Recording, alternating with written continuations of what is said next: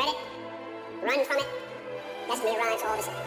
And now it's here, or should I say, I am.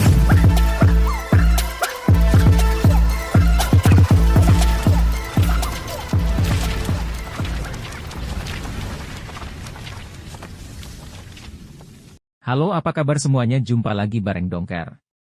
Kali ini kita akan membahas tentang karakter Jujutsu Kaisen yang memiliki nasib tragis. Tapi sebelum itu, bantu dulu channel ini dengan cara klik tombol subscribe agar channel ini bisa mencapai 1000 subscriber. Jika sudah, mari kita lanjut ke pembahasannya. Dalam serial Jujutsu Kaisen, kemalangan sudah menjadi hal biasa bagi sebagian karakter yang memang berkecimpung dalam dunia Jujutsu. Beberapa dari mereka harus tewas di tangan para kutukan. Ada juga yang mengalami krisis akibat tekanan sosial yang mereka terima. Siapa saja karakter Jujutsu Kaisen yang paling tragis? Berikut pembahasannya. 1. Jogo. Kasus Jogo terbilang unik karena dia 2 kali melawan eksistensi terkuat di Jujutsu Kaisen. Pertama, ia sempat mencoba melawan Gojo untuk mengetesnya. Hasilnya, ia hampir mati setelah terkena domain milik penyihir terkuat itu. Lalu saat di Shibuya, lagi-lagi ia dibuat babak belur saat melawan Gojo bersama Hanami. Nasib Jogo pun baru terbilang apes ketika ia melawan Sukuna dalam adu teknik api. 2. Nanami Kento. Nanami Kento adalah penyihir tingkat 1 yang sempat menjadi mentor sementara Yuji. Ia sendiri memiliki kemampuan dan teknik kutukan yang mampu membasmi sebagian besar kutukan. Pria satu ini memiliki masa lalu yang kelam di mana ia sempat meninggalkan dunia Jujutsu gara-gara melihat banyaknya rekan berjatuhan selama melawan kutukan. Ia mengalami masa-masa suram di mana ia bekerja di bawah perusahaan yang terbilang cukup korup. Nasibnya berakhir tragis ketika ia dibuat hangus terbakar oleh Jogo dan dihabisi Mahito tepat di depan mata Yuji. 3. Mai Zenin. Memiliki kembaran adalah salah satu kemalangan di dunia Jujutsu. Hal itu sempat dirasakan Mai selama ia tumbuh bersama Maki. Meskipun Maki tak memiliki energi kutukan, ia lebih beruntung karena mempunyai talenta dalam penggunaan senjata kutukan dan juga teman-teman yang suportif. Hal itu berbeda dengan Mai yang ternyata masih dicap sebagai anak gagal di keluarganya dan dianggap rendah oleh klan elit lainnya. Mai juga baru mengetahui kenyataan bahwa eksistensinya adalah penghalang bagi perkembangan Maki hingga ia memilih mati dengan mewariskan dendamnya pada saudarinya tersebut. 4. Katsumi Miwa. Sama seperti Mai, Miwa juga memiliki masalah soal bakat dan kekuatannya. Berbeda dengan Mai yang masih memiliki darah klan elit, Miwa bisa dibilang hanya anak biasa yang berusaha menjadi penyihir terbaik demi menafkahi keluarganya. Ia juga merupakan tipe pekerja keras dan terus mengasah kemampuannya meski tak memiliki teknik kutukan spesial seperti para keturunan 3 klan besar dunia Jujutsu.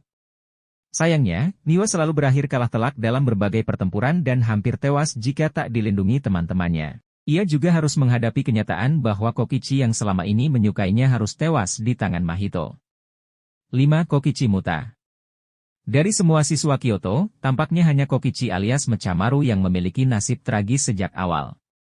Sama seperti Zenin bersaudara, Kokichi juga memiliki Heavenly Restriction namun dengan efek berbeda.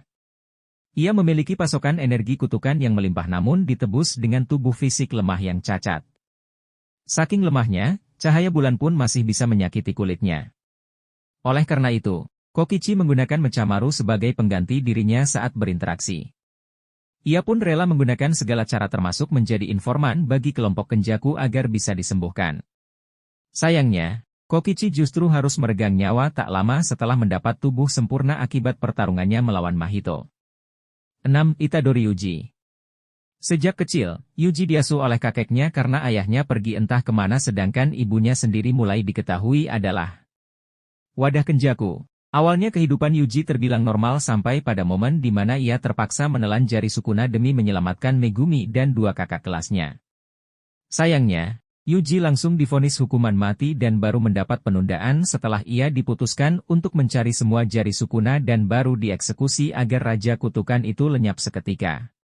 Dalam sepanjang perjalanannya, Yuji sudah mengalami kemalangan seperti saat insiden Kurset Wom, kehilangan Junpei, dan pembantaian yang terjadi di Shibuya. Ia bahkan sempat mati 2 kali. Pertama oleh Sukuna yang kemudian mengadakan perjanjian dengannya. Lalu, kedua di tangan Yuta yang ditugaskan untuk mengeksekusinya. Untungnya, seniornya sendiri hanya berpura-pura dan langsung menghidupkannya lagi dengan teknik kutukan. 7. Junpei Yoshino. Sekilas nasib Yuji terbilang sangat tragis. Akan tetapi, ia beruntung karena mendapat dukungan dari teman-teman sekolah Jujutsu dan juga Gojo. Hal berbeda justru terjadi pada Junpei. Ia sudah mendapat perundangan saat di sekolah dan tak mendapat haknya meski sudah meminta keadilan pada para gurunya. Tragedi hidupnya pun dimulai saat ia bertemu Mahito. Junpei dimanfaatkan untuk membunuh teman-teman sekolahnya dan dipaksa bertarung melawan Yuji. Akhir hidupnya pun sangat tragis di mana tubuhnya diubah oleh Mahito menjadi monster kutukan dan mati di depan mata Yuji. Bisa dibilang, saking tragisnya nasib Junpei, Yuji pun sampai ikut terguncang saat menyaksikan peristiwa itu.